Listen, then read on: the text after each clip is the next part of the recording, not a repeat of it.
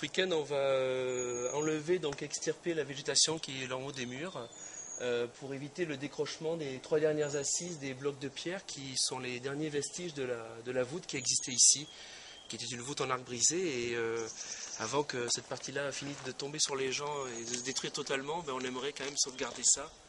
Et puis après, il y aura d'autres interventions qui concerneront les abords de la chapelle ainsi que l'intérieur. L'intérêt, c'est vraiment qu'elle est un symbole de l'histoire de cette forêt, de par son implantation, et puis c'est aussi parce que c'est une église, une chapelle, pardon, qui a une originalité architecturale. Elle n'est éclairée que par 2 oculis, donc 2 fenêtres circulaires, et qu'elle date en plus de l'époque romane, bien que réaménagée.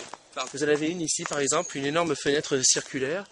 Alors malheureusement, certains blocs ont été emportés par des personnes malveillantes, mais on en a un deuxième tout à fait à l'autre bout.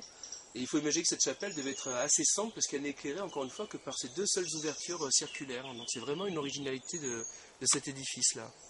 Et puis le cadre est quand même relativement champêtre et agréable, surtout quand il fait beau comme aujourd'hui.